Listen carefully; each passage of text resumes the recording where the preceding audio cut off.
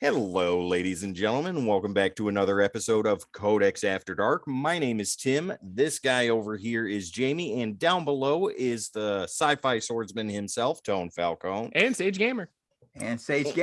Absolutely. Before we get started, let's get the business out of the way. Take about 30 seconds. Don't forget to follow us on all social media platforms: Facebook, Instagram, TikTok, Twitch, YouTube, Twitter, and our Discord, and Twitch, all that stuff everywhere. All you got to do is type in the Codex station. I can't even talk today, and that is where you will find us. You're doing so great. I know it's horrible. You nailed it. Jamie, take it away. What do we have that's brand new that people need to get a hold of? So we came out with the merch store last week, and we have a woman's new line of merch. So guys, go check it out. Go buy some stuff. Support us. It does help us in the long run. And guys, the people that have bought, thank you so much. It means the world to us. Keep growing, keep doing everything that we're doing here today. So thank you to the community. Absolutely. And Tone, what do people need to do if they're watching us right now and have not made that decision? Well, like us, follow us, participate, join the clan, participate in the community. We're always trying to grow, and we always want to hear your voices. We build content, not just because we love it, but we build it for you. Let us know what you like. We'll try to get that in here. And most importantly, know that here at the Codex Station, we love comics and we love heroes. And you are a hero. God, I keep saying this. Sounds like it should be on a shirt. I wonder if it is. If you go to the Codex, it is. Guys, go check out the merch. Link is inside the chat. Guys, go jump in, go buy something. Go get a sticker, because Tim wanted them more than anything. Tone is just like, hey, my logo or my statement's on something. I'm happy. Our statement is on something. And that is the show, ladies and gentlemen. Have a good night. Thank you very much for coming in. What a wonderful time today. Don't forget to anyways, okay. Are you guys ready for some polls? I've been waiting all week for this. Yes. All week. Let's do it. All right. So I'll go ahead and take it away. Then Jamie, if you want to go next, and we'll save the best for last with you, Tone. Obviously. I mean, that's how things work in life. Okay, so I don't have polls. I don't have current books today, but I did go to a secondhand store here in town. It's called Secret City Exchange, and picked up some stuff, and I got a pretty good deal on some things, and I want to show that off to you. So we'll do Marvel first. I only got 2 of those, and then the rest are all DC. Thank God. So the first thing I got was Thanos, #1 from the Marvel Now run. And that's a great starting point, because that starts with Lemire, leads into the Cates run, and also leads into the very first appearance of the Cosmic Ghost Rider. Ooh, for the casual fans out there that don't know, Cosmic Ghost Rider is actually Frank Castle that becomes a Ghost Rider later on and is the herald to Thanos. So I am on the fast track to something pretty cool then. It's gotta read that Thanos. It's addiction. Outstanding. That's what I've heard. This is Thanos wins probably the best thing you're ever gonna read. Oh my gosh, that was such an oh my goodness, great freaking story. And for our casual fans out there, our MCU fans, forget MCU Thanos.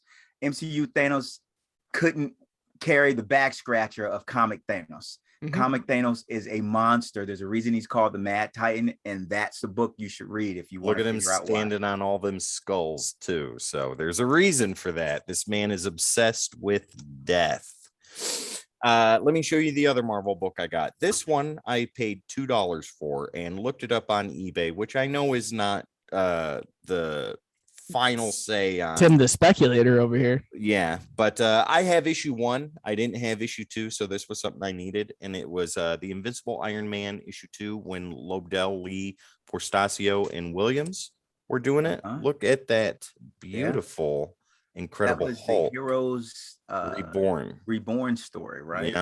Yeah. The original Heroes Reborn, because they just came out with the newer one. Yeah, when they tried to do a complete redo of some pretty popular characters: Fantastic Four, Captain America, Iron Man, and others. Remind me of something later on when we aren't doing polls. There's something about that Heroes Reborn story that they did for the common universe that I loved, and I thought they should have brought forward, but I don't want to derail where we are now. So hit me with a reminder.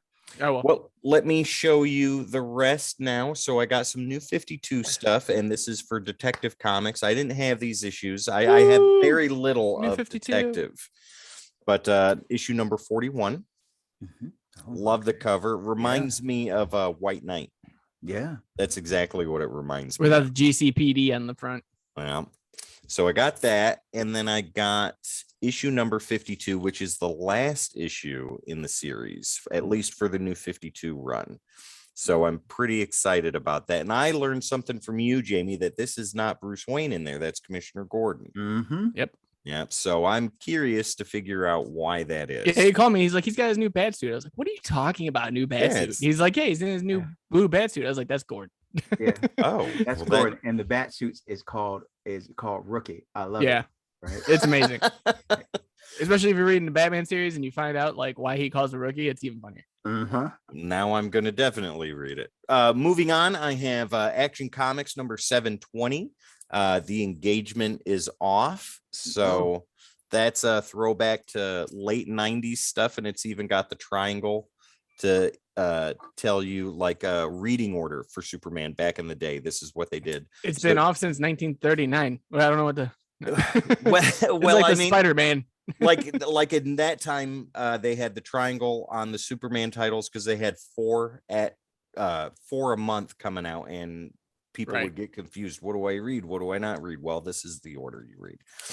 Aquaman number 6. This is a beautiful Magnolia cover, and I grabbed it mainly for that.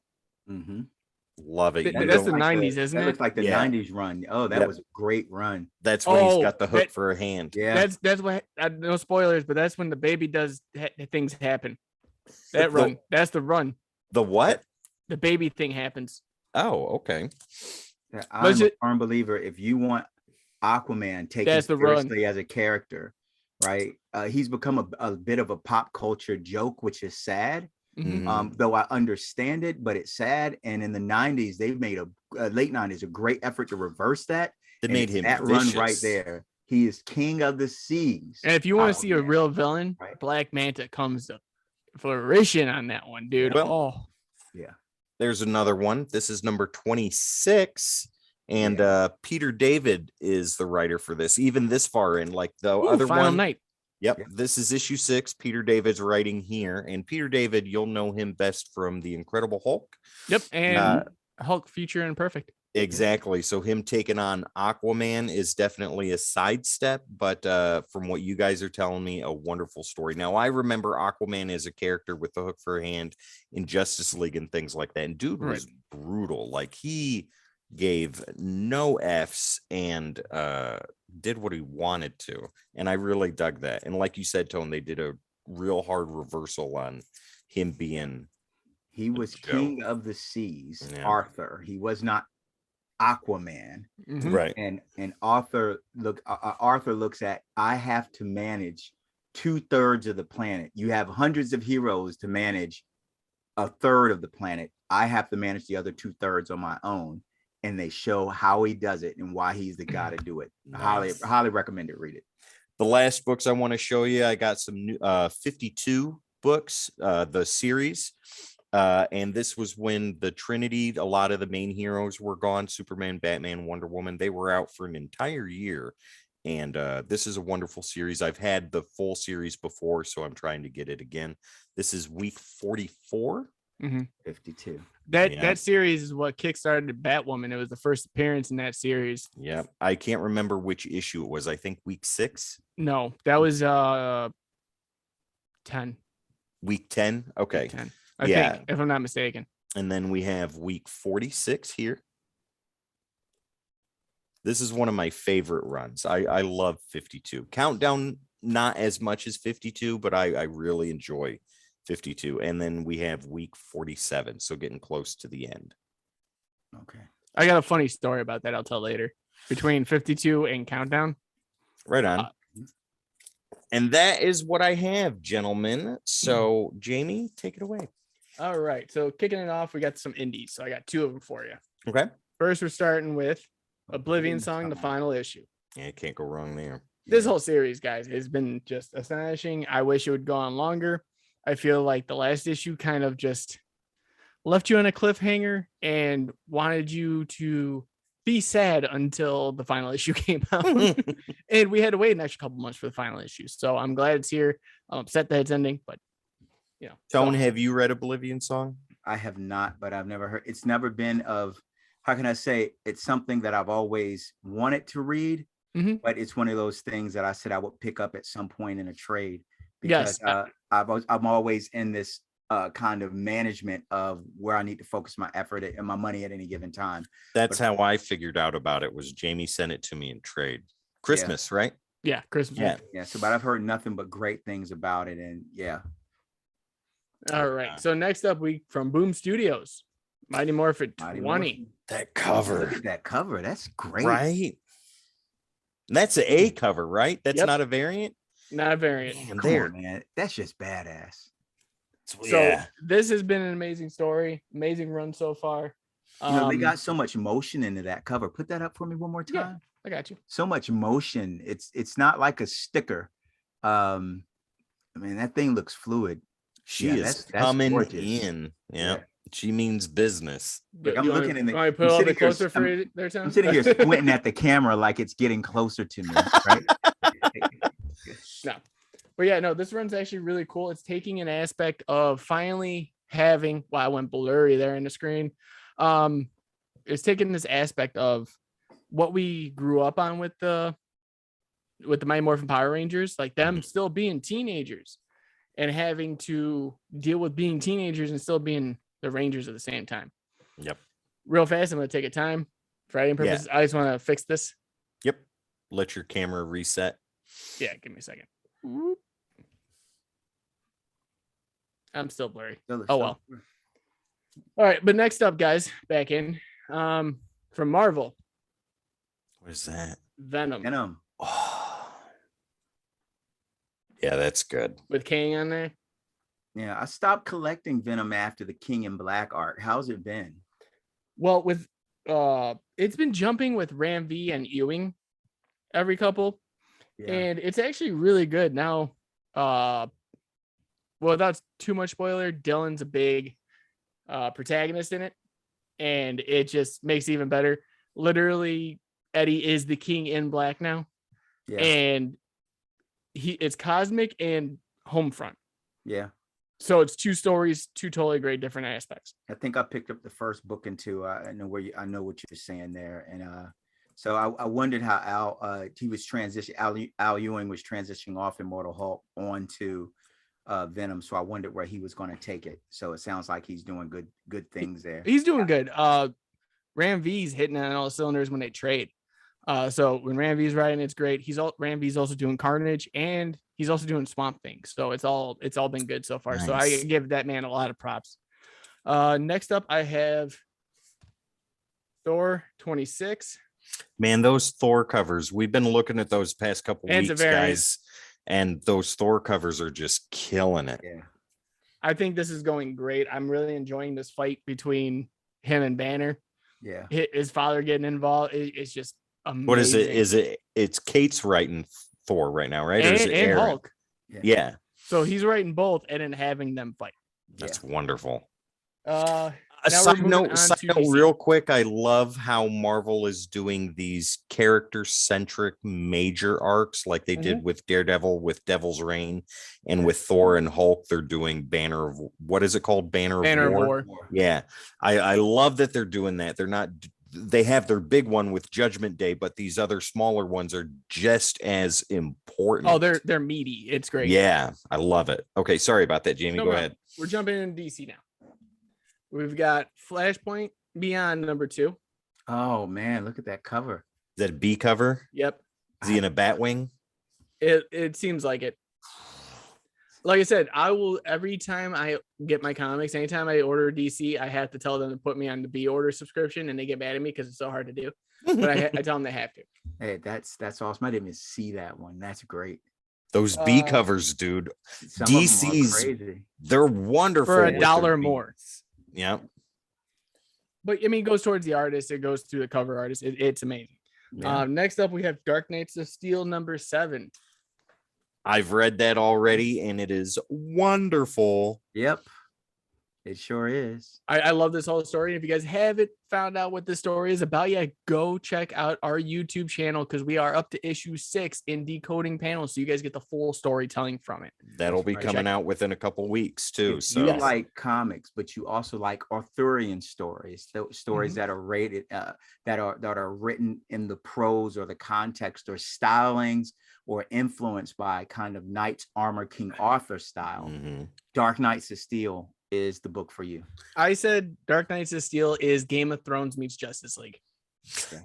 Issue 7 especially, it's very heavy-handed in the fantasy, and I really, really love that. Not to say that the other 6 issues are not, but with the introduction of some characters, I won't say if people haven't read it yet, with the introduction of some characters that we've been teased toward the past couple issues, beautiful, absolutely do wonderful. Something in that series that I think they should do in main continuity. Yes, I'll tell you guys about it later. They've done something that makes perfect sense. I think I know where we're at here. That's why I'm agreeing with you. And I won't spoil it. I won't spoil it, but we'll talk about it off camera. Yeah. Right. So we don't spoil the story for the viewers out there. But yeah, gotta check it out, guys. Dark Knights of Steel. Go check out those decoding panels episodes. At the end, it'll be a full story for you guys because we are focusing now on full story aspects. So, guys, go check out these issue by issue runs as they come out because this is in limited time right now for it.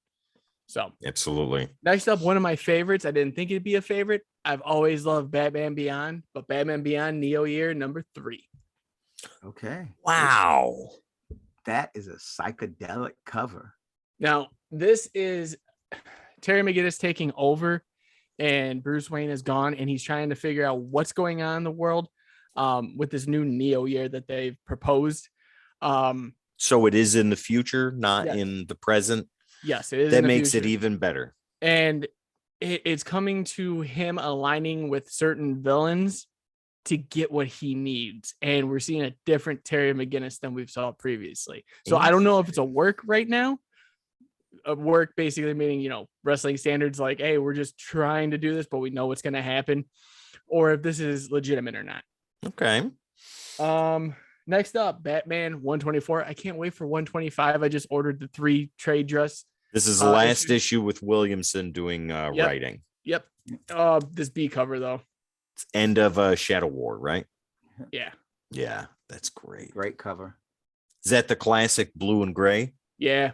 Well, that's classic would be yellow, blue, and gray, but yes. Well, yeah, but I mean like the 60s and 70s Batman blue and gray suit. Yeah. My last 3 are Dark Crisis, but they're all variants. So we're gonna show them off right now. Let's do it. So Dark Crisis number 1. I saw that variant. Oh, and I was torn. It's so great. Yes. So that's the first one. Here's the second one. Batman from New York City. I cannot remember her name. John Kent in the back. Yeah. Tone, do you know what that character's name is? I can't remember Nubia? her name. No, that's not Nubia. That's the new Wonder Girl. Oh, okay. That's right. And she's in from what do you call it? From they Future had her, State. Future State. From Future State. Yep, that's her. And then the last variant. I love that. The best. And I saw that one. And for me, it was literally. And this is a wraparound cover, so I don't want to show off the back because I don't want to take it out of the board back. Yeah, it was literally. There were so many covers I wanted to buy.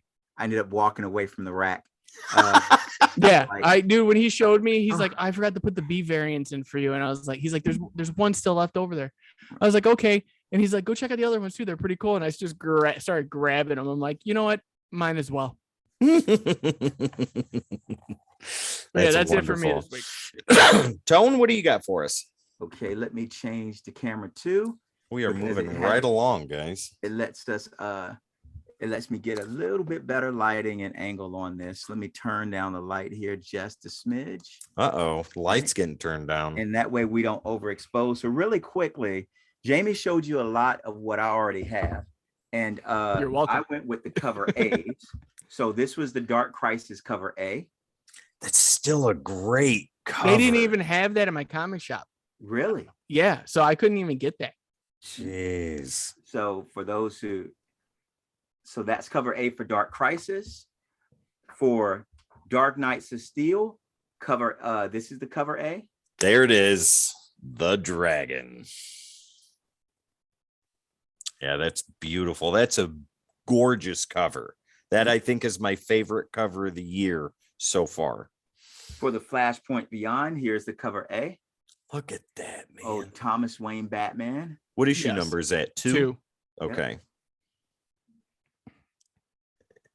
So Wow. Dark Knights of Steel cover A. Is that somebody from Checkmate? Yes. Mhm. Okay. Ah. And, The wheels are spinning. and for Batman cover A. Look at So me that. and Jamie bought a lot of the same things. Yeah. It was a DC heavy week, and he It got was. the cover B's, and I got the cover A's. Well, cool thing about Wow. Batman 124. So if you guys can see can you drop it a little bit lower there, Tone, real fast? Go down, like up to the top, if you could for me. Right there, it has also featuring the Poison Ivy Yes. photosynthesis. That is a new story that is out right now. That is a 6-issue mini. Yes. Guys, if you guys not had the chance to pick that one up, it is great.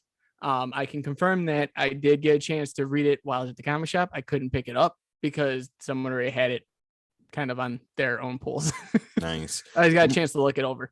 From what I hear, it's a little bit of a darker twist on Ivy. Is that right? Yeah, yes, and that's why one of our topics today, because the last time I read a solo series of Poison Ivy, I did not like it at all. Okay.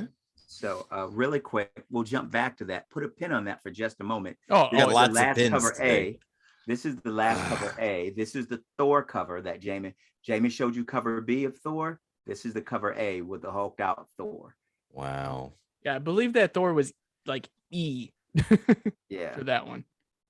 And so what Jamie was those are the books that Jamie and I bought. We both bought the same thing. We just got different covers, right? Right. Now, really quick, he said he was talking about Poison Ivy, right? Oh, They didn't even have those on my shelf because everyone bought them out. humanity had its chance. Yes. And what is she doing? Chopping into a big bloody steak? Yes. This is, let me tell you, I've never been a big Poison Ivy fan. No problems with the character. I just wasn't a villain that I ever got kind of amped up for. And the story was always the same. Plant should be more free and humans shouldn't destroy Plant. Batman shows her up, gasses her, and she goes to Arkham. And then 2 years later, she's out again. And plant toxin. And Batman gasses her and she's back in Arkham. And that's kind of wash, rinse, repeat, right? Yeah. They fleshed out a character a bit more with the relationship her in recent years with Harley Quinn, which is great because that relationship kind of balances the two characters. I enjoyed seeing it. But this book takes Ivy to what she should be as a villain. Really? And, I love this take on Poison Ivy. And I love the manner of which she's going about. You're really spending a lot of time with her in her thoughts, right? Well, let me ask you this real quick, Tone. I know in the recent past they've been kind of leaning with Ivy being more into the anti-hero territory, less of a villain. Does this put her back in the villain category? Absolutely. Yeah. Nice. And absolutely. And I don't know. I think sometimes here we go on After Dark, we go spoilers. Sometimes we don't go spoiler. There's so much I want to say, but I don't want to steal it from you from this book. I would say that recent events in the Batman universe, in the DC universe, connected Ivy closer to Swamp Thing and something they have called the Green, right? Which is basically the living spirit and embodiment of the earth itself, right? And that's what makes Swamp Thing so powerful, right? He's always in tune with the earth, and Ivy became connected to that. And through recent and then more current events, Ivy's no longer connected to that. And what are the ramifications of her knowing what's out there now and her approach to her humanity? And it's just, that's an outstanding comic, an outstanding Ivy comic that I highly recommend everybody read. Nice. Yeah, So I had to put an order out for it because they didn't have it. So it's safe to say that's the Codex issue of the week. Let me Poison see. Ivy. Would that be no. No. But Okay. I would say for the week, I would say it's an honorable mention, Okay. Yes. but it's a Yes, high definitely. honorable mention. Definitely. Now, my next books are the books I haven't read, right? Which is Magic the Gathering, right? This is the trade paperback. This is put out by Boom. Is that hardcover? Yes, this is a hardcover. Yeah. And let me get you in a little bit closer so you can You're see. gonna love it, Tone. That's volume 1. You are going to love it. I've read the first 10 issues of that series, and it is beautiful. Well, And, Tone, real fast before, not to cut you off, buddy. How would you feel about reviewing that one? Because I am actually thinking about getting into Magic on that aspect, and I would love to hear your thoughts on it. I absolutely would. I'm absolutely happy to review that. Let me put a pin on that. Let me take a quick note. And well, while Tone's doing that, ladies and gentlemen, don't forget to follow us on all the socials: Facebook, Instagram, Twitter, Twitch, TikTok, YouTube, Discord, and podcast streaming platforms. All you got to do is type in the Codex Station, and there we are. We also have merch available, and the link will be put in the comments section here and in the description on YouTube if you're watching there now. And Tone, again, go ahead. Yep. And another book I purchased but haven't had time to read yet is Legion of X #2. You talked about that last week, didn't you? Yeah, you had issue 1, and I was wondering how that was turning out. Yeah, so far I'm enjoying it, but this one I don't know. Yeah, I enjoyed issue 1 very much. I'm not sure about issue 2. Haven't had an opportunity to read it. Looking forward to it though. That should tell you something about issue 1. Really quick.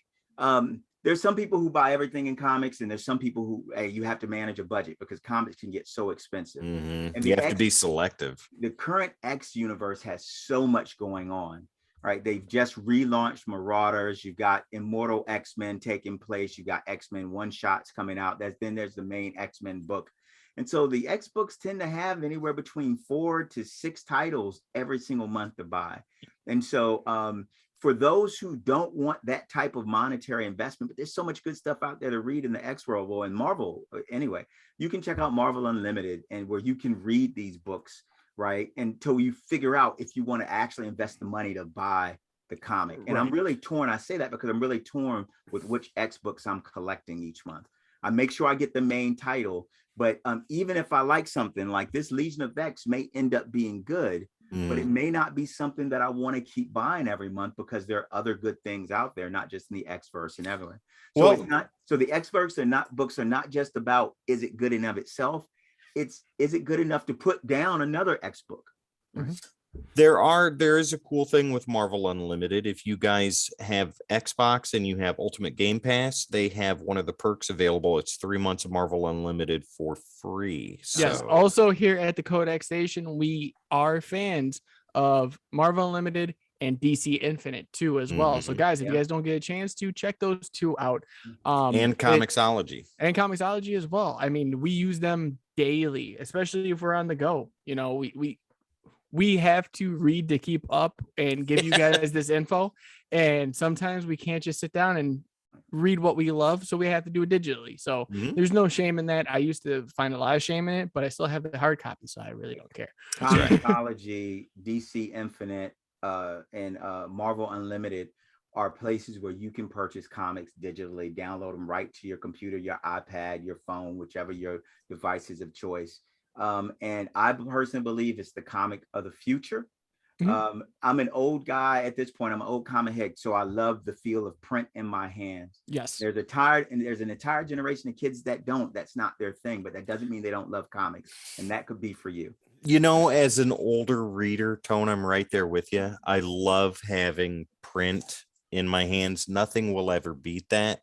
Yeah. But I've been finding myself reading digital more than not. Yeah. Like I'll read the trades in hand, but for newer issues and things like that, it's digital. Yeah, and being the youngest of this team somehow, and also managing the team at the same time.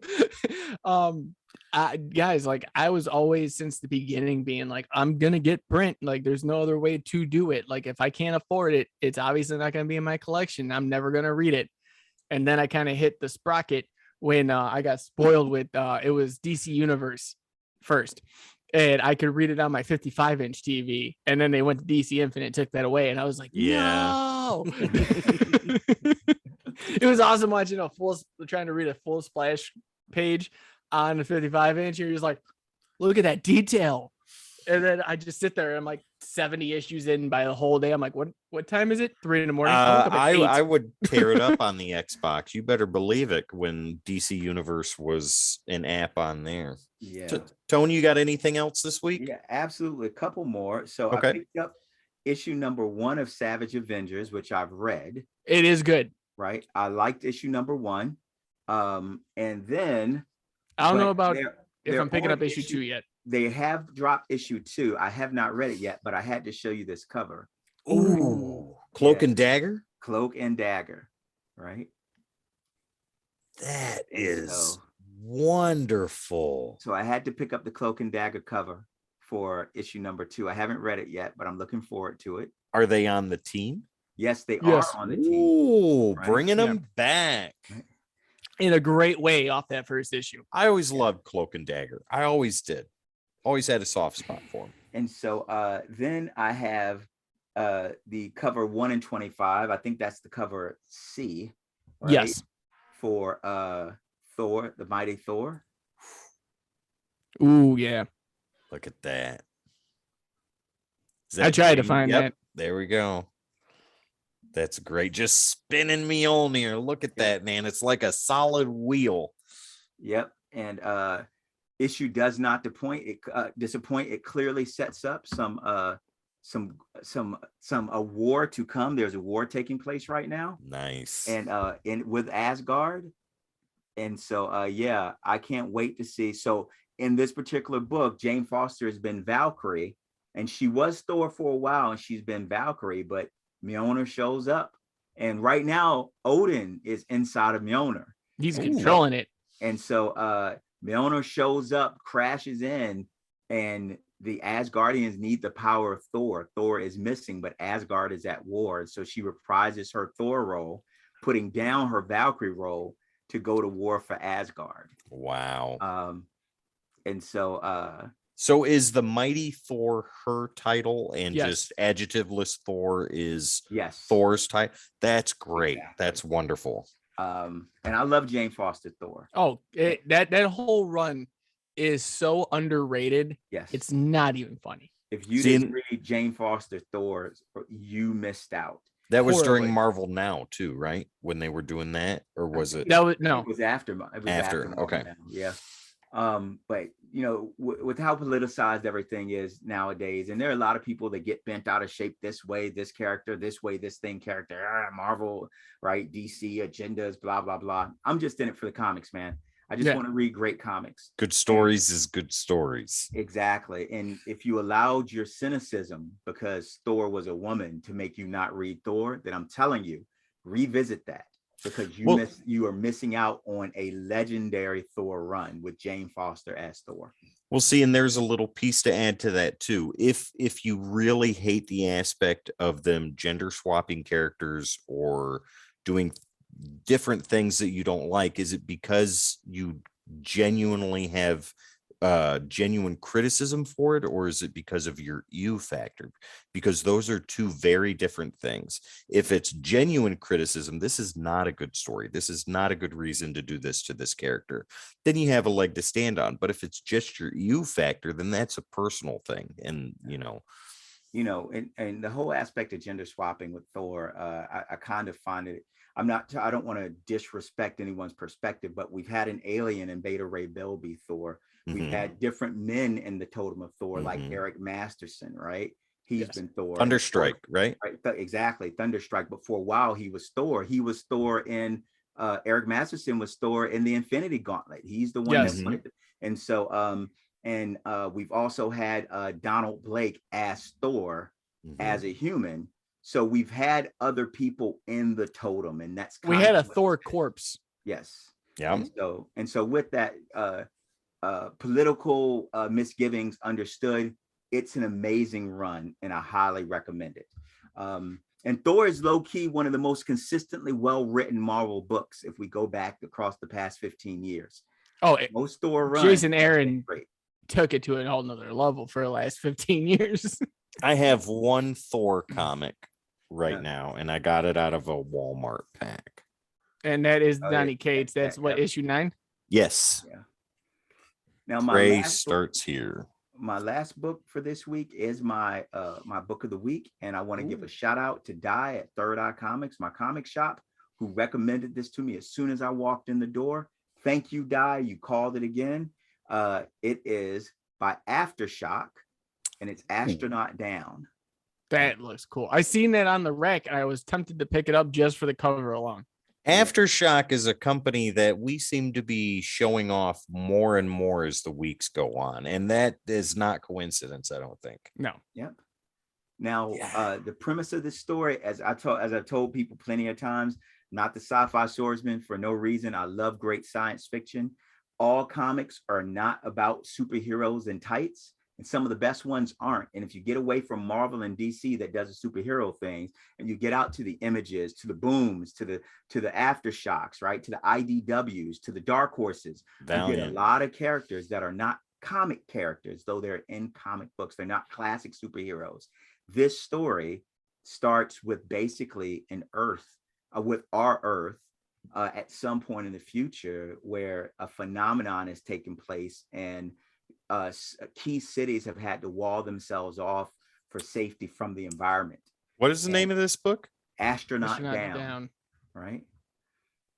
And the book is written as though they're trying to launch astronauts into space to get to a solution to save humanity. And they only have a certain number of attempts left, or they won't have enough time to. They're called barrier cities, the cities that have managed to erect a barrier.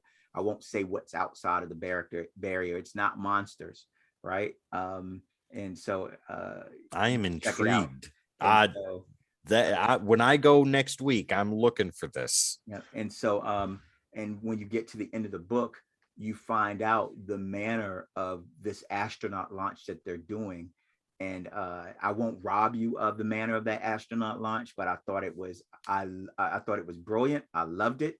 And I highly recommend picking up Astronaut Down. I don't know where the story is going to go, but issue number 1, you've got me sold. Is it a mini or is it an ongoing? I haven't looked it up yet. I do not know. But most of the things by Aftershock tend to be a mini, right? Okay. 6 issues, 8 issues. I don't think I have an Aftershock series that goes longer than 8 issues. Okay. But yeah, I'm loving this. Nice. That's my book of the week. Thanks, Di. There we go. Book of the week, ladies and gentlemen. Astronaut Down from Aftershock Comics. So Tone recommends it. Check it out. He says it's good, so it's got to be. Right. So real fast, guys. We're gonna take a quick second break so I can take something for the grill. Yep. Which I usually have to do. So excuse me for a moment. You guys kind of look up if that is a mini, because if it is, I'm picking it up because I almost picked up that first one. Right on. And Tone, you actually sold me. So I'll be right back, ladies and gentlemen. Sorry again for the inconvenience. No, that's okay. While Jamie is away, Tone, with Astronaut Down, like what you were talking about other companies doing not so much superhero centric books. One that comes to mind directly, not related to Astronaut Down, but I guess in the same vein, would be Divinity with Valiant. And I have the first 4 issues from volume 1 in my collection, and I got the trade over here, and I showed that off weeks ago. Read it, and when I read it at first, it was a little confusing, but on my second read through is when I really got into the story. Yeah. Because like reading it through the first time, I was like, what in the world is going on here? And some of the major characters in the Valiant universe, like Bloodshot and Exo Manowar and Ninjak and things like that, didn't make their appearance until around issue 3, halfway through the series. So I was trying to catch a grasp of like who Divinity is. By God, is he powerful? Yes. And I love it. I love it. And we're talking about specifically with Divinity, immortal wrestling with godhood, the aspect of self-reflection, right? Understanding trying to figure out what's your place in the greater scheme of things if you're a god.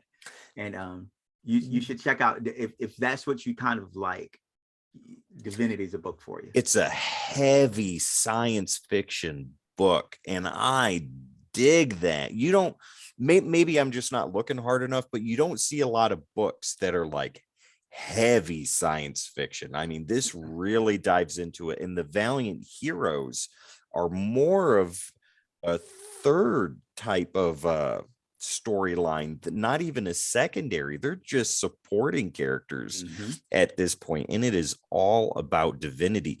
Like, what he reminds me of is like celestial power in human form, and it's like barely contained, and he feels like what he's doing is justified, and he's so far separated from humanity, but not all the way, that he still remembers things that happened from his past, what kept him going when he was a cosmonaut, and what drives him now. And I felt that, like, in the first volume, there was that confliction there, like you said, a human trying to come to terms with the power of God, and how does he do that? Beautiful story. It requires 2 read-throughs, not to understand it, but to really dive deep into it. Agreed completely. Yeah. You know, and I want to be clear to the people watching, when I say science fiction, I'm not talking science fantasy. Like, no, I look at I'll give you, and the way I can kind of draw my own personal invisible line. There's no doctrine out there, and there are a lot of people that can argue this, but this is how I keep it separate in my mind. So when I say this, you know what I'm talking about, right? For our clan members out here, Star Wars is science fantasy. It does, in my mind, it doesn't pretend to base itself on real science, right? It doesn't allude, it doesn't lend itself to real science. It doesn't allude to real science. We've got lasers, we've got starships, we've got magic space wizards, as people say. And it's completely fantasy, and it's closer to Dungeons and Dragons than it is to science, right? And space fantasy is how I look at Star Wars. It's amazing, but there's not a lot of science. Now, the reality is, from a cultural standpoint, we call that science fiction. I refer to that as science fantasy. When I see science fiction, it's something that is based in science as we understand it, but maybe just one baby step beyond it. Like cosmonauts needing to wear spacesuits to be in space, right? The actual launch of a space shuttle or a spaceborne vehicle from Earth, and the technical aspect of how to do that. But then something happens that's outside of their understanding or belief. And that's, to me, kind of pure science fiction right there, you know? Like Enemy Mine, you think would be more pure science fiction than science fantasy? No, I feel like Enemy Mine would be science fantasy, though it does cross the line. Anyone who doesn't know Enemy Mine, Dennis Quaid and Louis Gossett Jr., 80s movie. Beautiful movie. Love Enemy Mine. Jimmy's, no. Momo, I hope you're looking. I've got a great, I got a great friend out there. He's like, I can't even call him a friend, call him a brother. Momo and I occasionally bring up Jammies, right? And so that's the son of the. Are you alien. pregnant? Yeah. Are you pregnant? So we'll leave that for you. Go watch Enemy Mine. But I would take science fiction versus science fantasy. Science fantasy being The Last Starfighter, right? Love it. Science fiction being 2001: A Space Odyssey. No, right? Star Trek? Right. Star Trek really kind of walks right down the middle of the lane, right? They've given you real science reasons on scientific evolutionary reasons on why we human species progress reasons on why we are where we are. Right. And everything about the starship is based in pseudoscience, right? And that's just the fact. They make it as believable as they can, right? Until within the construct. Right, exactly. And so there are life support systems in the ship that if it fails, they all die. They do have to deal with issues with propulsion, right? They do deal with rank structure in a military style organization. So all these things are based in science, and then they get to the fiction part, right? The teleporter that this doesn't make sense in science, guys. Then do fiction. Yeah, exactly. And so, but they Star Trek does a great job of having both feet on both sides of the line. Star Pretty heavy Wars balance. just stays completely on this side of the line.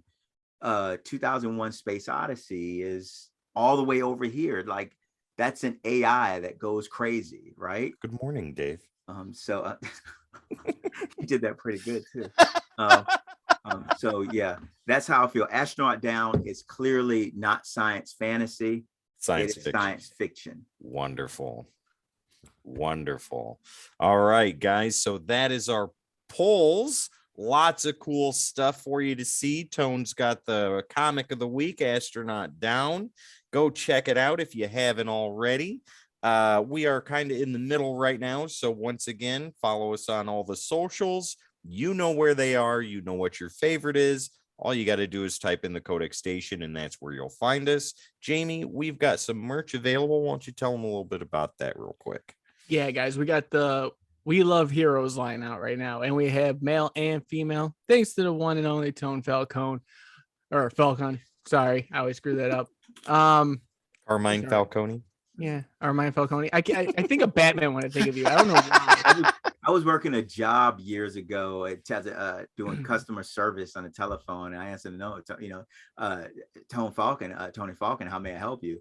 And the guy's like, it's an old guy. He's like, Jesus, your name sounds like a detective from the 30s, right? And I was like, thank you, sir. How may I help you? But that's what he kept saying that through the entire call. We're gonna try this again though.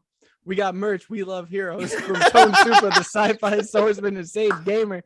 But no, we got women's apparel now too, out and listed. We have stickers, and we also have hoodies and t-shirts for men. Stickers were just because Tim over here, looked at me and was like, ooh, stickers. He went, and I was like, okay, we're doing them. But no, yeah, we got that out, guys. Go take a look at it. If you guys buy something, we deeply appreciate it. Helps us build, keeps the shows going, keeps us going. So thank you. Right on. And Tone, what do people need to do if they are on the fence about following or subscribing? Just dive on in with this. Jump in. We've got a lot of different products. Find something you like.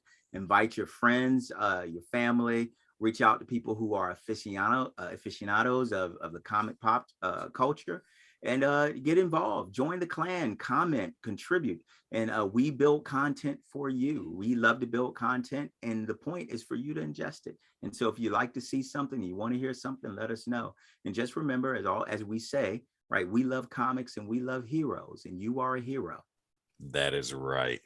All right, let's get into some topics, fellas. Well, first, while we're getting in these topics, Tone had something earlier he wanted to talk about. Oh yeah, that's right. Set a reminder. I'm like your Siri. I appreciate that. You're welcome. Here's your reminder, Tone. So back in the 90s, they did a story called Heroes Reborn, where the universe got reset, and the son of the Fantastic Four, Franklin Richards, saved the universe, the classic universe inside of his ball. Like there's a new universe around him, right? And so the classic universe is saved inside of a blue ball he has as a toy, as he's experiencing this new universe that's been created, and that's the Heroes Reborn. And that gave a lot of the younger writers and artists an opportunity to kind of tell the stories they wanted with these classic stories without messing with the classic, with these classic characters, without messing with the classic canon, right?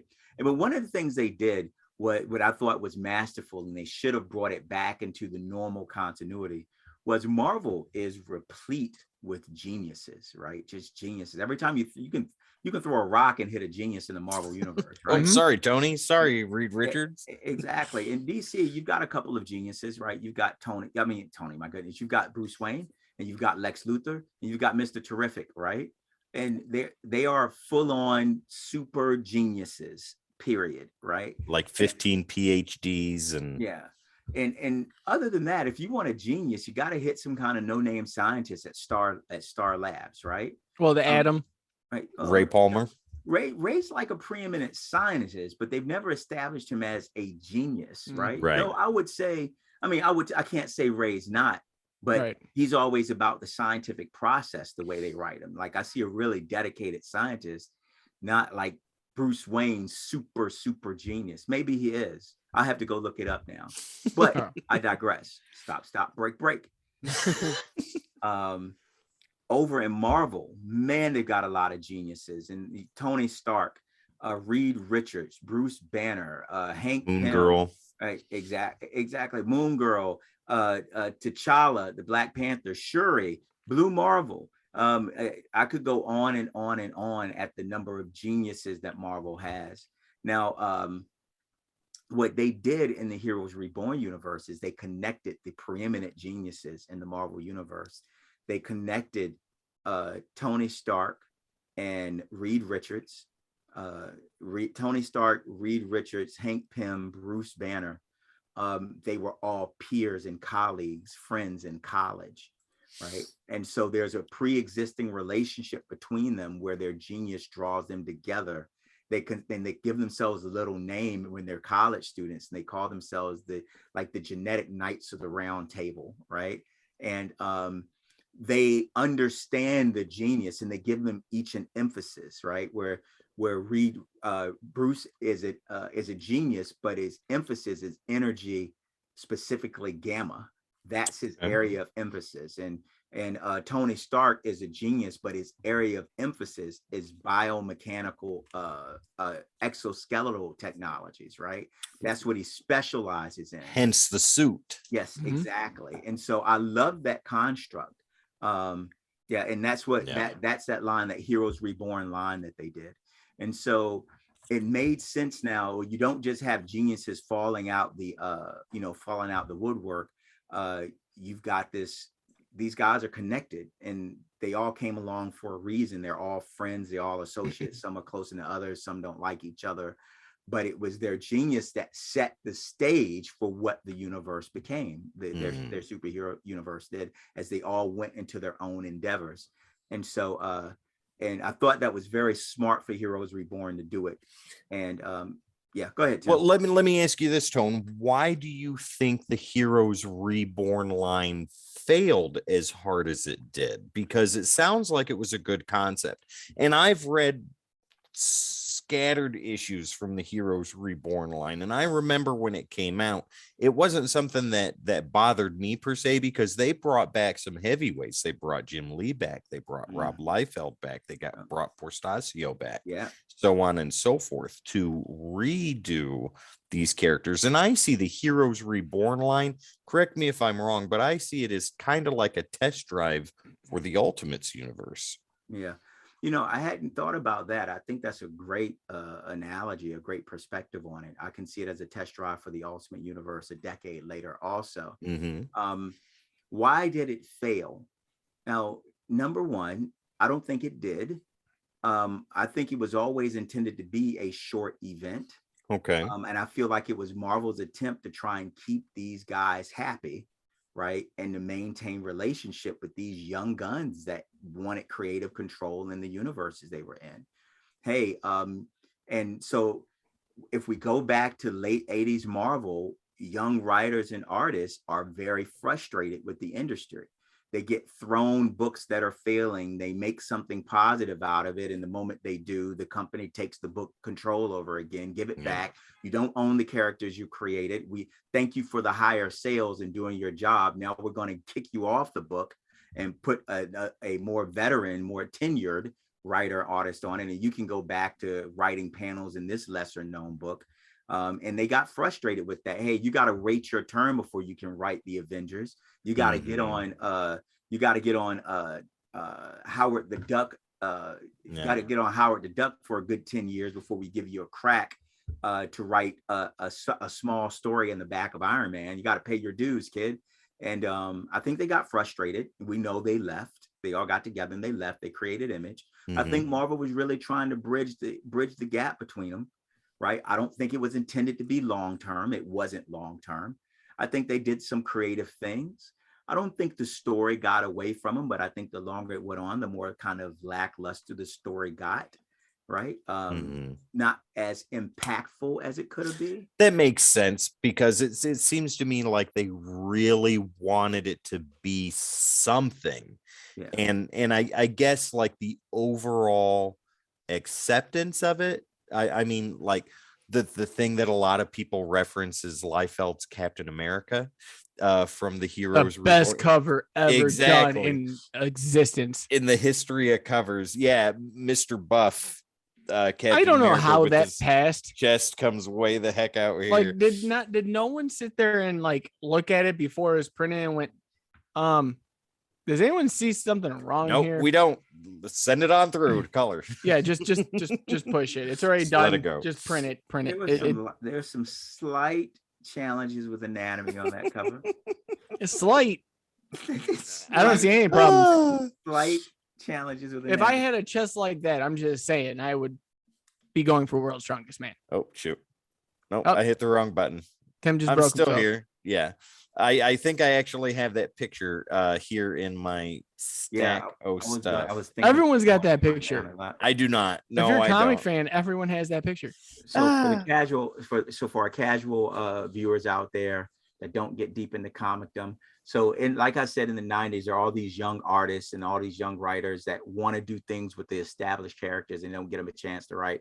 And art changes dramatically. We start seeing a move away from classic art to kind of these big, muscular, gigantic characters that they're taking great creative liberty with the comic character, but it's a comic, and these younger writers may play that up.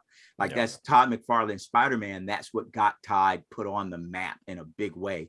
He starts writing and drawing Spider-Man, but he draws Spider-Man in a way that hasn't been drawn before. A lot of web circling Peter in really non-anatomically correct positions, but very dynamic positions, and it catches on like fire. And so as these artists play with anatomy, some do it better than others at that time. They're young artists, so they're still learning. And what we're talking about is one particular cover that became the poster boy of bad art, sadly, where Rob Liefeld and people in the industry either love Rob or hate Rob. He's a very polarizing figure. But the anatomy of a Captain America picture is just so off, but it still makes the cover. I'm getting it for you guys. People are questioning the art, like what artist drew this. Like, there's no way you can justify the anatomy of this character. People are crucifying the editors that allowed that to be on a cover and not send it back to the artist saying, hey, you've got to clean this up. And so this all precipitates the downturn of the industry in the 90s, where we get a big implosion, where maybe stories start being a lot less well developed. You have classic artists that the newer generation thinks are old and boring, but newer artists that aren't. There we go. Let me get out of the way here. Look at that chest. Yeah, he had to dislocate like both shoulders to do that. I'm just throwing it out there right now. There it is. The arm, there was something with the arm and the shield, like where the arm's super tiny. Because it just doesn't make any sense. And so and so with that, the comics industry was struggling at that time. That's the reality of it.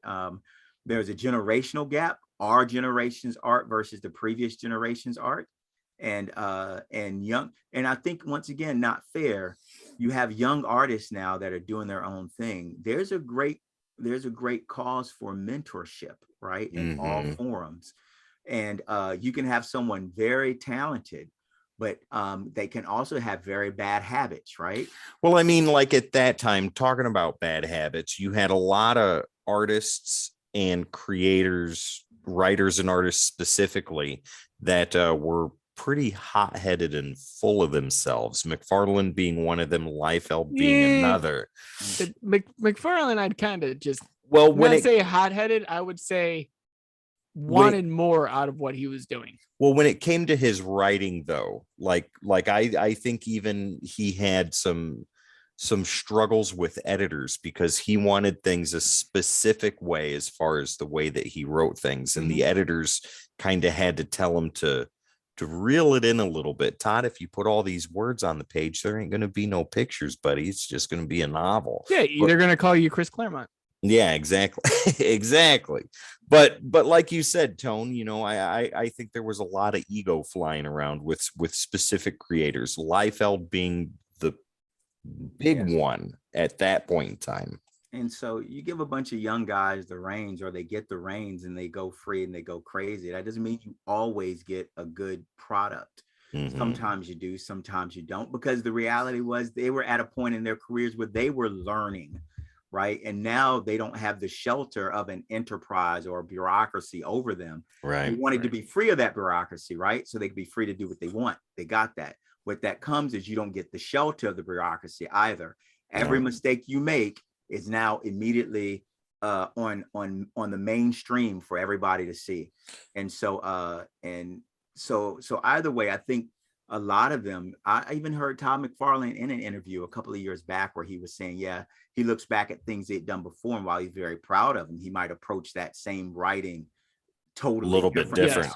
now, right? And that's what being a veteran, that's what the senior guys offer you, perspective, right? Mhm.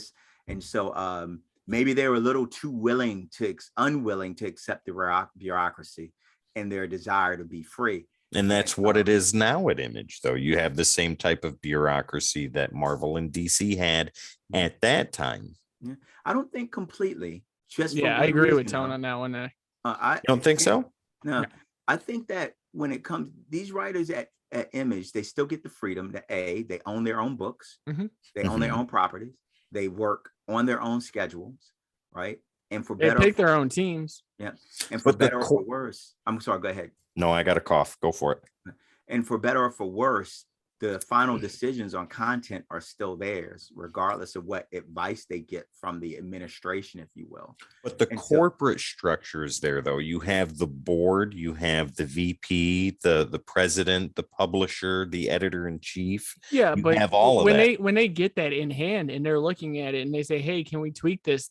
It ultimately comes out or up to the creative team on that aspect. Okay. If they don't feel like it's driving right, like say I'm the editor and Tone gives me his book and I say, "Hey, I don't know how this fits here."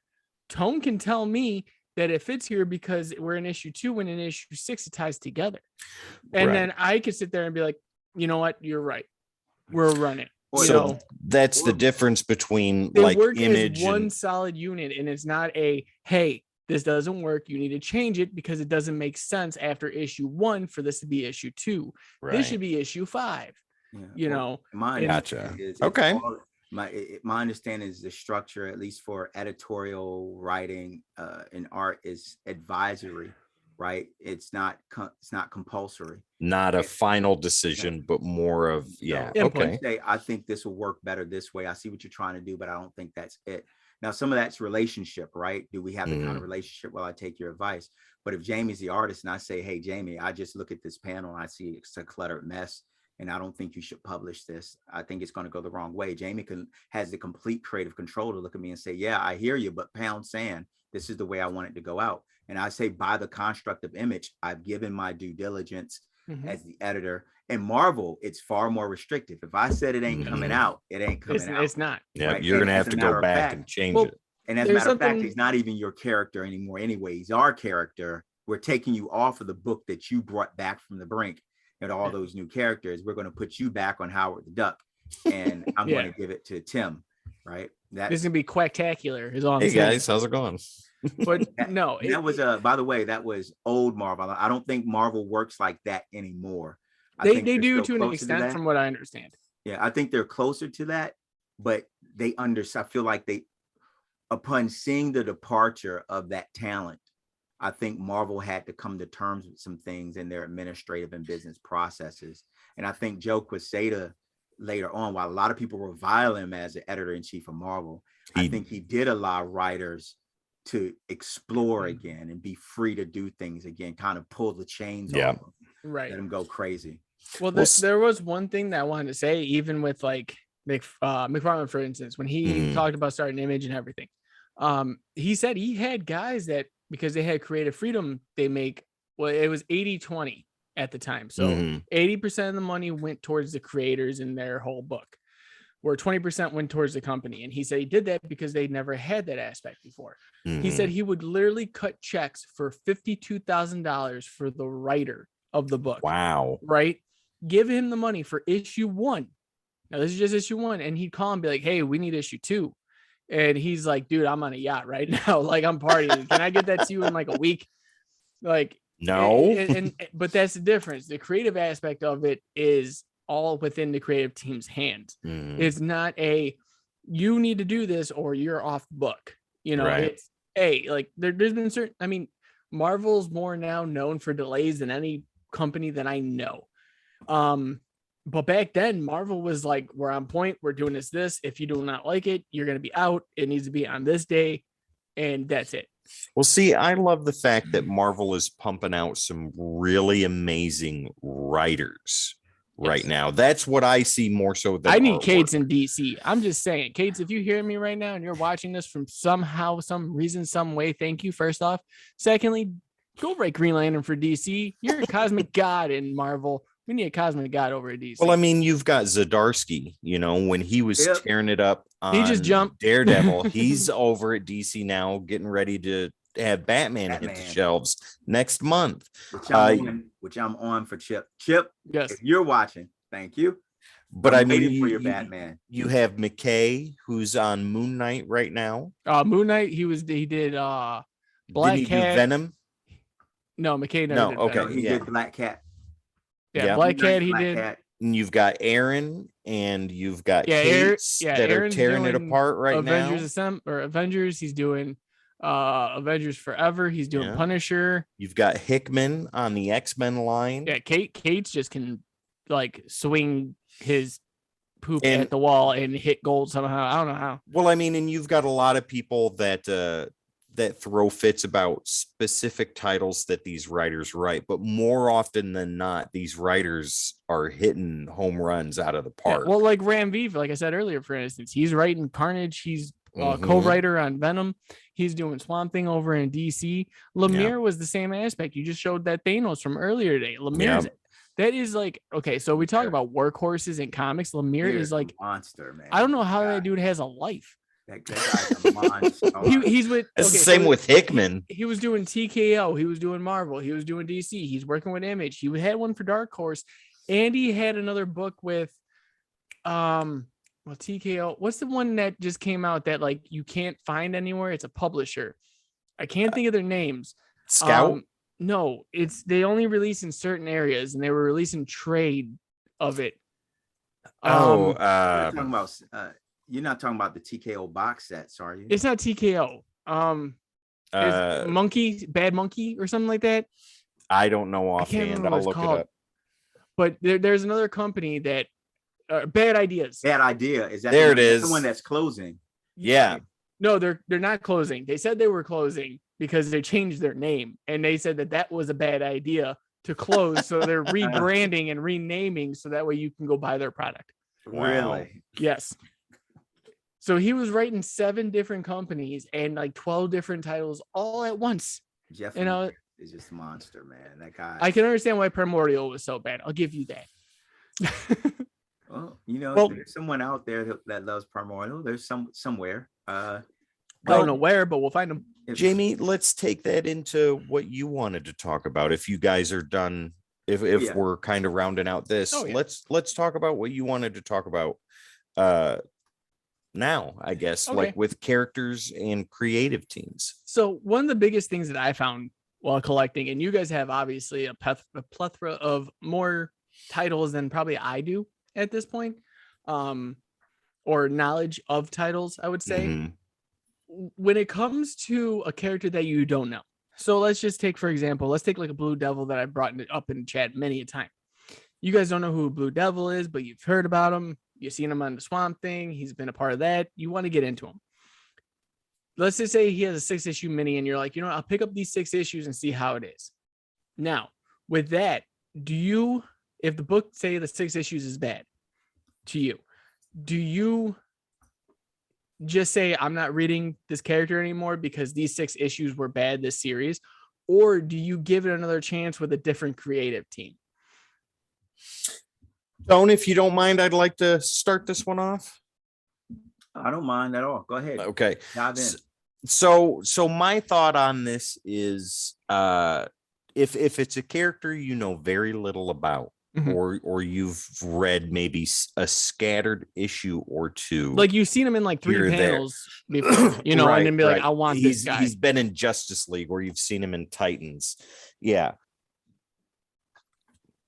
What you really dive into first is going to set the tone for what. Not you, Tone, meaning like no, it's going to set the standard for what you think the character should or shouldn't be with everything that you read after that.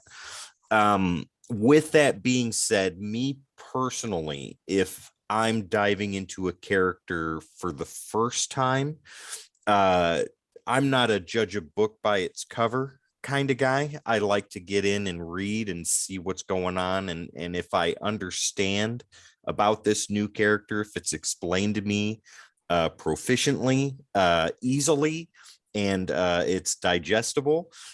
If that is not the case with a first-time introduction for a character, like we talked about a little bit ago, Jamie, off camera, I will give it another chance. Okay. But I'm a little more leery to dive in because of what I read before, if I have a negative experience with it. Positive experience, though, on the other hand, give me more. It's like with music, you know, if I hear a song that I really, really like, I will listen to that song or that artist more than I will other things for like 3 months. Like The Weeknd, when I figured out that The Weeknd was actually really good, I was listening to all kinds of The Weeknd stuff, and I never gave him the time of day before. Not because I don't like that type of music, but it's just like, nah, I've got too many other things I'm listening to. No, you really need to listen to this, Tim. And as soon as I played that one song, it's got a really 80s mix. The cover where he's spitting blood out of his mouth, I can't remember. But as soon as I heard that, I was like, this is the greatest thing I've ever heard. I'm going to listen to more of The Weeknd. But that goes back in with comic books. And if it's good, it's good. It'll give you a positive experience. You'll want to read more. But if you have a negative experience or it gives you a sour taste in your mouth, you may be more leery to go and try other things having to do with that character. Right. Tone, what about you? I've learned to have a short memory in comics. And when it comes to creative teams, and to start with one of the things you shared, Tim, if something's going great, then I love it and I want more of it, and I kind of don't want it to end. I think the day and the age of what I grew up with, where a creative team would be on a book for 10 years. Yeah. Those days are long gone, you know? And so one of the we've spoken a lot about the industry from a historic perspective in the 80s and in the early 90s, and lessons learned and things that created this and what happened this and why these guys broke off from that. And one of the things they started rotating creative teams, right? And that rotating creative teams were to allow the book to get different writers' perspectives on the character and keep things fresh. And that actually, if you ask me, ended up eventually driving the number reshuffles, restarts that we see now, right? Yeah. And so now the question becomes, what do I do when I don't like them? Do I swear it off forever? And no, I base my intent to buy a book on my long-term desire to read the character, regardless of what happens in the short term with any given story. A great example is The Incredible Hulk. The Incredible Hulk, I love him as a character. Occasionally they're writing in a direction, I read it and I love it. And then they'll change a creative team and a different writer will get it. And that direction just doesn't resonate with me. But I don't read these books in anger when that happens and it's just not resonated with me. I put it down. And then 6 months later, 8 months later, a year later, I do some quick checks. How are people liking the current run? Who's the current creative team? And I'm very open to picking it up again if I think it's going to be interesting. Right now, so I don't carry the anger and the cynicism or the frustration when they're doing something I don't like. I'm absolutely open to, when there's another change, jumping back in, seeing what's going on, and at the same time, doing your window shopping, checking things out. Exactly. If there's something here that's taking place that I'm not really a big fan of, okay, yeah, I'm not going to read this. It's not like, oh God, I hate those characters now and I won't touch it again. That's BS. No, I just go, not really feeling it. I'm sure, this is the opportunity. So I'm going to put this, I'm going to go over and try this thing now and see what's happening here. Okay. Now, the problem that I end up with has nothing to do with the creative teams. The creative team now may be up and I may love it. I completely understand that 6 months from now, 10 months from now, a year and a half from now, that creative team is going to leave. It's going to get another direction. If you loved Immortal Hulk, there's nothing to say you love which was written by Al Ewing. There's nothing to say you're going to love Donny Cates' Hulk, right? Which followed it, right? Nothing to say that that's going to take place. And that you might read it and go, this is great. You might read it and say, this is it. Donny Cates came straight off the back. Everything you've just read for the Immortal Hulk for the past 3 years, right? I'm going away from that and I'm going to write Hulk and I'm going to make him into an astronaut, but you got to figure out the twist of it. And you're like, Hulk astronaut? Well, I don't want to read that. That's fine, right? That doesn't mean I never want to read Hulk again, right? Just means it's time to put it down. Yeah, just for a limit. I'll see. Maybe I'll come back in 6 issues and say, hey, Tim, how was that Hulk? What'd you think about it? You say, oh, it's great. Maybe I'll go back and pick him up. Maybe I'll say, I'll wait till Cates' run is over, but I don't swear it off for eternity.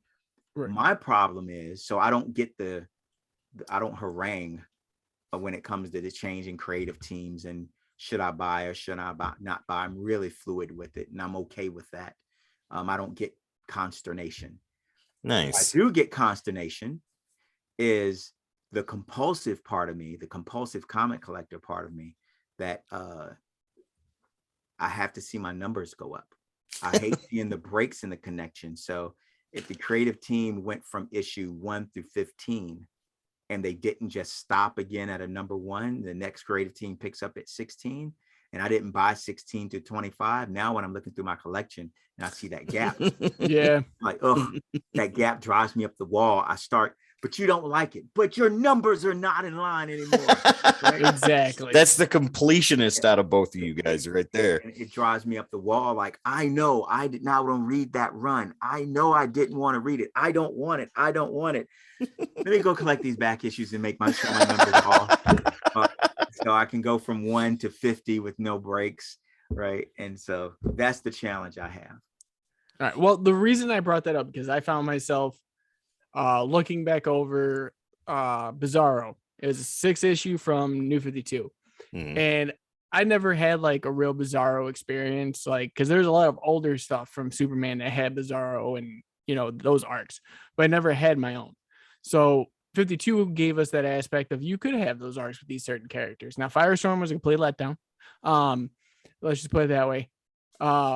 Which is one of my favorite characters. I actually have the first 5 issues ever from Firestorm. Yeah. Look right up there in the front, people. Yeah. Firestorm and the most underutilized character ever. Yep. But that's a subject for another day. But it's breaking the code. Yeah, but there's a like Bizarro, for instance, like I never got a chance to really read them, never got a chance to connect with them. So I used those 6 issues to have that chance to connect. And I thought it was garbage, like complete and utter. Like it hurt my head reading. It was like the level of Gambit trying to understand what was going on. That is exactly what Bizarro wants you to do, though, is the complete opposite of what he's trying to get you. Yeah, but then you think the opposite, but then it doesn't make sense when he says certain things. And then you're like, did he not want to punch him in the face, or did he? But then I look at Red Hood and the Outlaws, the second volume of it, and you got Artemis and you have Bizarro on the team, and Bizarro finally was able to turn his his backwards. His backwardsness, the upside down, I guess, into this intelligent, sophisticated Bizarro, and then revert him back, and then you understand this character more. Now, see, that was my first experience with Bizarro in the New 52, and reading that issue, that annual, I think it was annual number that was 1. Rebirth. That was Rebirth. Not oh, okay.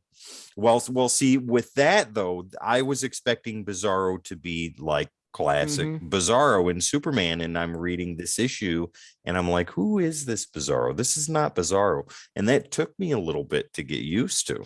Yeah, but once you start reading and understanding the character more, I fell in love with the character. Like, because one creative team went a totally different direction where he had a family and everything was backwards, and his wife was saying things backwards too, and his kids were like, me no play and throwing a baseball. Like, I was like, wait, no, yes, what's going on here?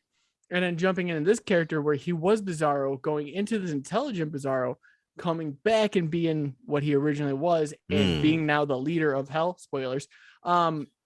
It definitely took a turn for me that was like, I'm engaged with this character now thanks to this creative team. I love it. Like, now I want to see future, or I want to go back and pick up these back issues with him part of Superman, you know? Okay. That's why I brought this kind of topic up, because it's like how you guys felt about that at that time. Now, me and Tone can have a conversation all day about Firestorm. I'm just letting you know right now, because I'm still upset. If we could have a conversation about Firestorm, because there's so little freaking writing on Firestorm that's worth the character. I loved Firestorm in Deceased, but he was not a major character until, well, he wasn't even a major character. He was a minor character. He's always in the background. And it's sad because like the first original 5 issues he did were pure gold. And then you have his 62 issue run after, 142 issue run after that, and that hit all cylinders.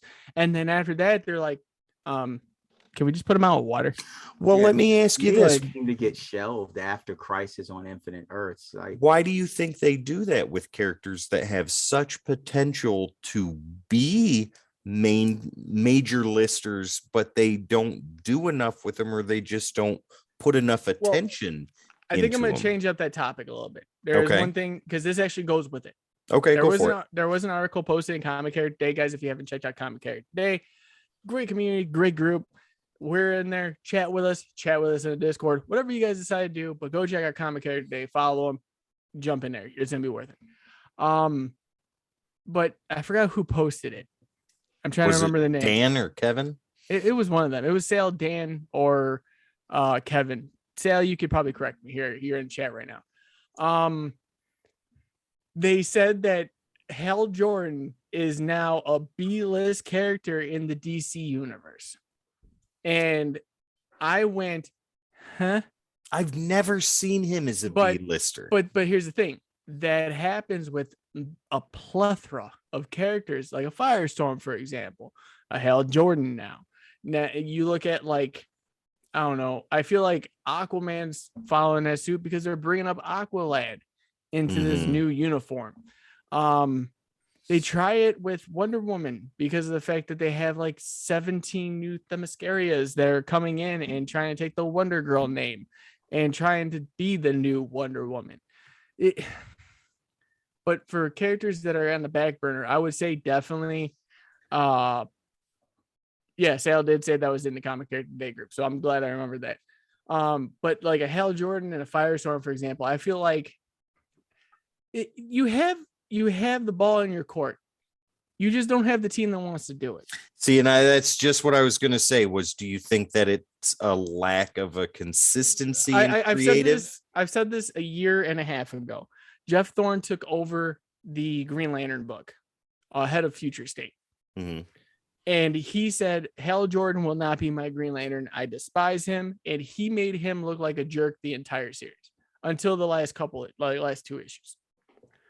And he came out front and said, that is not my Green Lantern. Like, I am not using him. I'm not utilizing him. John Stewart's my Green Lantern. That's where we're going with it, which is fine. Build up a character, do what you want. You're the writer. You should be enticed to do that. But to demote another character in that aspect, I feel is wrong in that sense. It's like taking like a Jessica Cruz who's already established and being like, well, you were cool for 5 minutes. Now you're going to be not for the next 10 years. And it's like taking New 52 version of Firestorm. All this, like, the sky was the limit with this character. Legends of Tomorrow was the sky, and they basically swept the leg, Johnny. Like, that was it. And why? Because creative wanted to have a different outlook on these characters. And I feel like if you're trying to diminish one character based on another character's attributes, it's wrong to me. Like Okay. a Firestorm should have been the greatest hero in all of comics. He's able to transform matter at his will Into anything, right? He's a better version, simultaneously a worse version of Marvel's Owen Reese, the Molecule Man. Mm-hmm. Ooh, okay. And I like Owen. I think Owen has been much better executed as a character across his timeline. But I think Firestorm is a much more dynamic character with that's of the same vein as Owen, but he's been executed far more poorly. Right. And it's almost like Firestorm has been a gimmick character. And Okay. it's sad. You've got the gimmick of two guys trying to live one life, an established professor and a teenager that's got teenager problems, and they merge to become Firestorm, right? And that's the original gimmick. We know early DC looked at every hero has to have a teenage sidekick, right?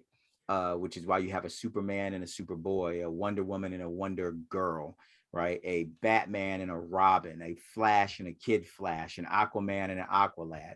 And that was their approach of putting teenage readers beside the hero, right? And we know that's a legacy approach from DC. Notice you don't see that in Marvel, right? Mm-hmm. That was Hardly ever. Now, an Iron Man and a Spider-Man, if you like MCU. Now, with Firestorm, they got them both inside of the same character. We could write the mature aspect through Professor Stein and the teenage aspect through Ronnie Raymond, and we can smash them into one hero. That'd be really cool. And while there's a lot of great material, the longer the book goes on, it's just really the trauma of these two guys being pulled into this one superhero body, right? What happens when the teenager's just smitten with the sexy Firehawk and the senior guy that doesn't want to cheat on his girlfriend, right? That's and how many times can you do that before it's not enough to carry a book? Right. And I feel like when you have characters that are as powerful as Firestorm, it's difficult to write them monthly, right? How do you challenge this character monthly? They ran into that problem with Superman, right? If you look at all of Superman's early characters, all of his early villains, are so many of them are kind of prank characters. Mitzias like Toy Man, like villains of the week kind of thing. Well, more like pranksters, nuisances, right? Mm-hmm. Because you can't really overpower Superman. And if you are going to overpower him, give him a physical challenge, it's not going to happen monthly, or he's not friggin' Superman, right? And so trying to write a monthly on super powerful characters gets really difficult really quick. And so characters that have that kind of potential, like a Firestorm, like if Firestorm is written to his great potential, the DC universe has a protector that's more powerful than Superman, right? And so and then you would say, well, why do we need Superman? If Ronnie Raymond can literally rearrange the molecules of anything, why do we need Superman to fly around and punch things, right? Right. And so he gets left on the back burner. I felt like he had that series in the early 80s that was doing something. I was a teenager then. It spoke to me because I was a teenager. It started getting flat for me even while I was a teenager. And then Crisis, he just kind of starts disappearing. He's just occasionally somebody they throw into a book as filler in a background. They have a resurgence, which I have up on the wall right here, of Firestorm when they introduced the Jason Roush character, which I loved. And then they moved away from that also. I think that was due to low sales. That was well before the New 52. Well, I think go that's ahead. the problem. But bottom line is that I think that's the problem. That how do you write something that can be perceived as a gimmick as a monthly across the long term? Here's a great aspect of the Firestorm aspect before Tim gets into what you're going to say. Sorry about that. Go for it. You look at Doomsday Clock and the 12 issues you had, and Firestorm had this amazing, the best probably 5 pages I've ever seen in comics. And I don't speak highly of Doomsday Clock. If you've ever watched any of our streams for, it coming out once every 6 years.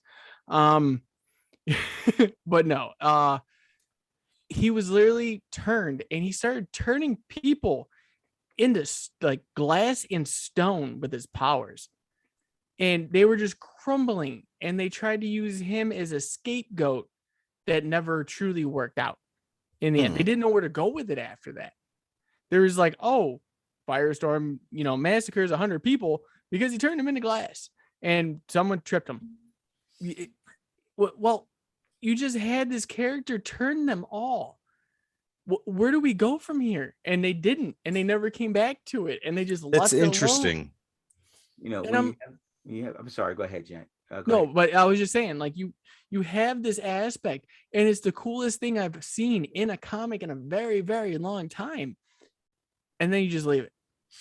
Well, let me flip it on its head a little bit. So, do you think that a character like Firestorm, with the two living personalities in one body, do you think that if they did something Moon Knight-esque with him, that could be something viable for the character? They do you do. think? Well, I mean, like I don't read enough Firestorm to know. So you guys, so like, take me to school anytime on that. they're talking within the Firestorm body, the heads pop up, and they have different bubbles for each one, and they're talking to each other, just like you would have with like a Mark Spector and a Jake Lockley. But what I'm asking though is, relatively, Firestorm is sane. He's not insane, right? Do you think, like, I guess what I'm trying to get at is if they wrote it in such a way to have the two personalities really conflict and fracture the psyche of Firestorm, do you think that is a direction they could go or should go, or stay away from that? I think at this point they should stay away from it, because it would be Moon Knight, right? Okay. It would be more powerful Moon Knight. And they did introduce something in this run, before the New 52 run of Firestorm, where the Firestorm is a matrix. The way they, and whoever is maining this matrix has the ability to pull anyone into the Firestorm matrix to create different firestorms, right? Okay. And so, however, the more people they include in the matrix, the more unstable that firestorm is. Oh, right? okay. And so, for example, you have Jason Roush, who's the teenager originally, and eventually he pulls in, and he can be Firestorm on his own, right? But he ends up pulling in Ronnie Raymond, who was the original main Firestorm, who used to pull in Professor Stein, and Professor Stein would be the disembodied consciousness that's talking to him, right? Now Ronnie Raymond is the disembodied consciousness talking to Jason, right? But then they introduce Professor Stein, and he can bring them both into the Matrix, since they've both been in the Matrix before, but now it's harder to control. And what they do is what they always do with these powerful characters, if they're going to put them in a monthly, they nerf them, right? We have talked about this before too. Yep. And so in this particular one, they found out the limiter on Firestorm was always he couldn't affect organic matter, right? That was his classic limiter. And now this Firestorm tells Professor Stein I can affect matter. It's organic matter. It's no problem for me. And then they say, well, we're going to limit him. You have to choose which abilities your Firestorm has access to. And we're going to take that one and put it to the side until you are better able to handle the Firestorm power. So, and so while you can do all of these, multiverse changing things, we're going to limit you down to this so we can keep writing this monthly. And so, kind of like, what was it, Voldarian for Guy Gardner, right? We talked about that last week. Yeah, his alien battle form, which they said he's like the universe from the universe's preeminent warrior race, and his body can become any weapon. He's the universe's ultimate warrior, but he can't handle it. No, I'm not human. And they say, okay, we're going to have to limit you in your power now, and you'll grow into it across the next 200 issues, right? And so I don't think it lasted that long, though. It sure the hell did. It sure the hell didn't. No. But the reality is that I think with a Firestorm character, and we're using Firestorm as an anagram to other characters that this has happened to also, right? But I think what you have to take is a fresh take on the character while keeping the base character intact. Firestorm needs to be its own character, however that comes to be. Right. Make one. I don't think the merging works in the modern sense. Things become outmoded all the time. Right. Society moves on. That doesn't mean you adapt your character so they can exist in the world that is and sell in the world that is. And so if I were writing Firestorm and I wanted to make him modern and give him challenges, keep his molecule altering power. Maybe he's a bi-monthly instead of a monthly, right? Okay. And then on top of that, give him one personality. You can always keep where they originally were. He can bring somebody in if he feels like it, if he needs to. And then just tell a good story. And if you don't have a good story, then don't write the book. Yeah, fair enough. Right on. Well, gentlemen, I think that is the perfect place to call things a night. How do you guys feel about that? That's perfectly fine by me. I think we had some good discussion, great polls. Yeah. Can't wait for next week if I'm here or not. Guys, if I am not, either way, we're gonna have Sal Rowe back on again. Yeah. Either filling in for me or joining us. We don't know yet. We'll see how Jamie's dental journey goes. And if I drink enough to not feel pain that Saturday. But yeah, I'm good with how we're ending today. Right on, guys. We covered a lot. Like you said, Jamie, we did polls. We talked Heroes Reborn, Firestorm, nerfing characters, Astronaut Down, our comic of the week. I was down for that one. And characters and creative teams. So yeah, lots of cool stuff to talk about. So guys, before we get out of here, let's get the business out of the way. I'll get mine and then I'll let you two kind of take it away from there. Don't forget to find us on all the socials, ladies and gentlemen: Facebook, Instagram, Twitter, Twitch, TikTok, YouTube, Discord, and podcast streaming platforms. All you got to do is type in the Codex Station, and that is where you will find us. Jamie, we've got some merch going on. Would you let people know about that real quick? Yeah, first off, guys, you can find it down in the comments below or on the chat on Twitch right now, which we're live on. Yeah, we did just release the women's line for We Love Heroes. Now we have stickers, the men's line with hoodies and shirts, the women's line with shirts only. I felt like the hoodies were a little too expensive for my taste for the women's line, so we kind of nixed that. But guys, as always, thank you for every purchase. Thank you for every like, share, subscribe, whatever you guys do. It all helps trying to build this community. We've got a great foundation and we want to keep building upon that. It takes you to do that. And as I always say, guys, you never know what anyone's going through out there. So always be kind to one another. Even a smile can change the perspective of someone's day or a life. So always be kind, and I will see you guys in the next one. Absolutely. Tone, what do you got to say to our wonderful audience that is watching right now?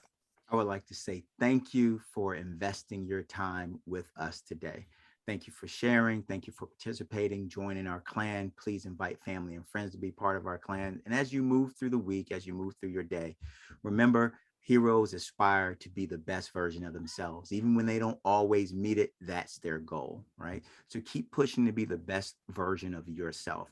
Be kind to the people around you. Be uplifting. Remember, we love comics and we love heroes, and you are a hero. Absolutely, guys. Once again, my name is Tim. This guy over here is Jamie. Down below is the sci-fi swordsman himself, Tone and Sage Gamer. And Sage Gamer. This is Codex After Dark. We are the Codex Station, and we will see you next time.